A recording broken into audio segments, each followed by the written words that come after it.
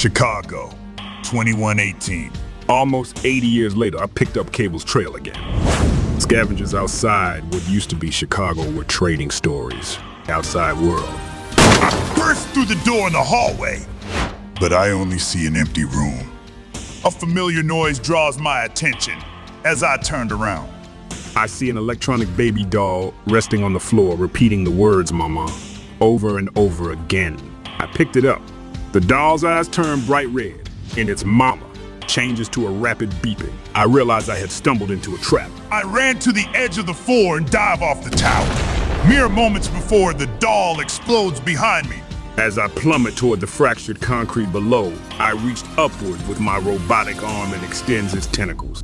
The wire tentacles slice through the concrete like warm butter. I continued to fall and resorts to channeling the remnants of my charged energy toward the ground to buffer the impact. This maneuver slowed my descent enough to save my life, but the building still crumbles down on top of me. I blasted my way out, screaming in both pain and anger as the concrete clears. Yeah, Cable was here, I muttered. Somewhere in the future, I get up and wash my face at the sink. One of the few amenities provided by the bombed-out apartment we currently call home. The moon shining through what used to be a roof provides my only light. After finishing with myself, I clean the dirt off the little girl's face too. "Go, Nene?" she asks. "Yes," I agreed. It is time to go. Later, we walk through a sunny forest. The child runs ahead, chasing a purple butterfly. "Slow down, little one," I tell her. "Wait!" I shouted. In her excitement, she runs right by a ferocious mammal hiding in the bushes. I traveled back one day earlier in time in an attempt to catch Cable planting the explosive doll. After learning Cable paid someone else to plant it. I realized that tracking Cable through time is a billion times more difficult than tracking him on land. The possibilities are infinite, so I focused on narrowing things down. I know Cable can no longer body slide, having lost that ability when Providence Island sank beneath the ocean. I also know Cable won't travel by boat or airplane, as both are too traceable. This leaves one option. Cable must be traveling on foot. But where and when? I assume I struggle to understand the man's language, which combines elements of French, Arabic, and English. René, however, is pleased to meet someone else who actually remembers mutants ever existed. He comments that I must be a huge fan. One rarely sees someone with an M tattooed over their eye anymore. Continuing, Merryweather confirms that the history books do tell stories of a man known as the last mutant who traveled with a child. This man was reportedly sighted in Chicago in the early 21st century, a fact which I can easily attest to. Merryweather drops another cryptic clue, adding that some people believe this last mutant is also the mysterious savior of Cedar Rapids.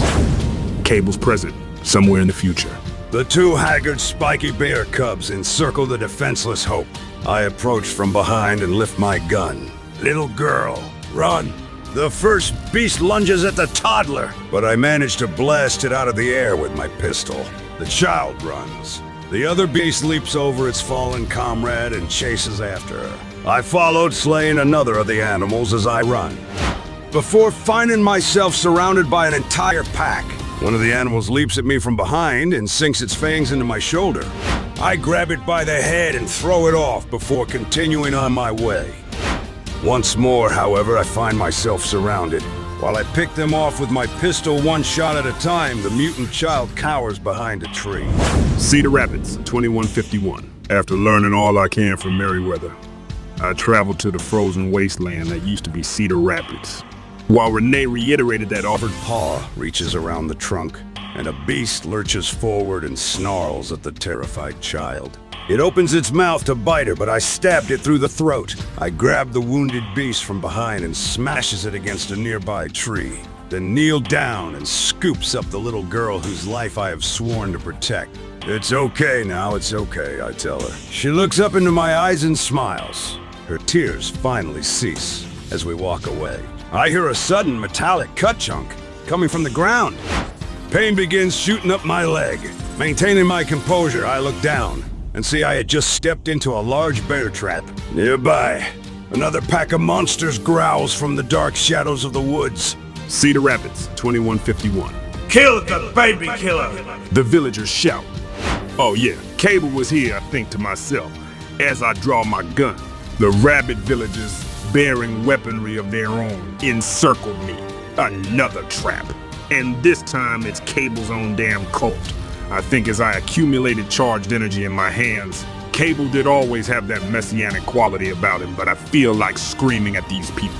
Cable is not Jesus. Before I can finish that thought, one of the villagers stabs me in the back of my right shoulder. Fall to the ground and realizes it is time to leave. I triggered my time travel device and jumped forward 9 days. Much to my surprise, I puked on the ground upon arriving. By now I figured I would no longer feel the stress of time travel.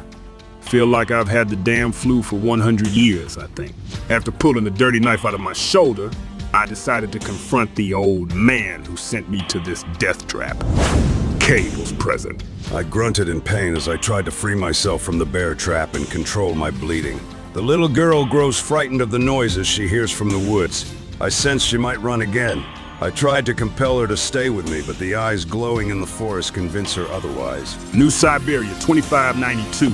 I wasted no time in neutralizing Merryweather. Immediately after entering, I knocked him down with a charged kinetic blast. René looks up and tells me he refuses to help a monster like me. His great.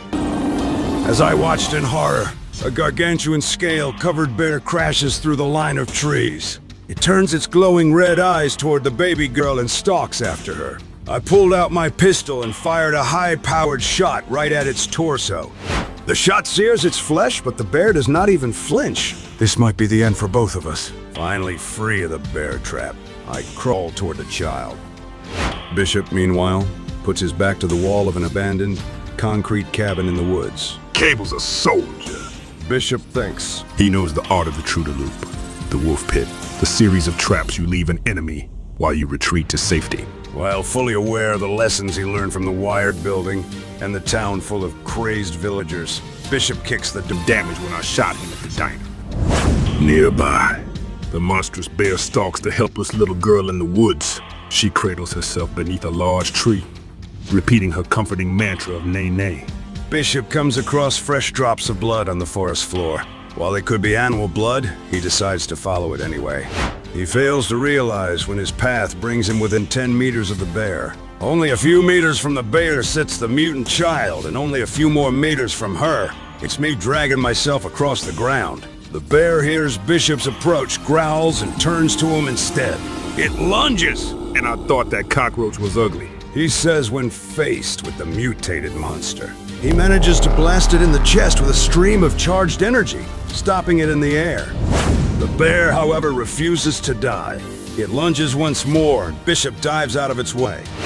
He draws his gun and fires several rounds in its chest, but the bullets do nothing to abate it. It knocks him to the ground and tries to bite his head off.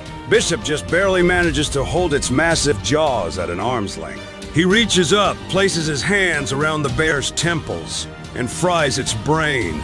The 800-pound bear collapses on top of him, with his head pinned to the side. Bishop spots his target crawling helplessly across the ground. Summoning the last of his strength, he raises the bear carcass and lifts his gun. Rest in peace, Nathan Dayspring Summers, he says as he fires. I dived out of the way. After throwing off the bear, Bishop stands up and shouts into the woods. I know your secret, Cable. He announces, unless I can find a time machine repair shop in the Rocky Mountains, I can only jump forward in time. I ducked out from behind my cover and fired back at Bishop. I missed. Bishop just stares back at me cruelly, fully understanding the situation at hand. If I haven't jumped away yet, it means either my time machine is broken, or I don't have the little girl with me. Either way, it ends right here, Bishop thinks. You've just run out of road, Cable. Bishop says. You had to know it'd happen someday. Nobody runs forever. Cable frantically scours the area for signs of the child. However, he finally sees her in an unusual place, sitting high up in a tree. He reaches up and orders her to jump down into his arms. No, nay, nay. No jump, she says. Cable begs. She refuses again, this time saying she's scared. I'll never ever let anything happen to you, little girl. You know that? Cable pleads. Bishop lifts his rifle and locks the child in his sights. Just as she jumps down to Cable, I fire. The tree explodes. Satisfied, I walked over to the site of the kill to confirm it, but I grumbled upon realizing Cable's time device must still work. Both he and the child are gone. At sunset, as I sit by myself in the canyon, I had an epiphany. Had I not shown up when I did and killed that bear, it would have eaten the baby. Cable was incapable of protecting her. It would have eaten her, then killed Cable. Irene Merryweather's journal was not a trap this time around. It was history, and I just rewrote history. I saved the baby. I just freaking saved her. It won't matter in the long run. With the information I have now, tracking Cable will be much simpler. Sooner or later, Cable will run out of rope. I booted up the chronal components on my robotic arm and jumped back to North America in the year 2008. And I will be there to smash his foot down on the accelerator. You stubborn old bastard.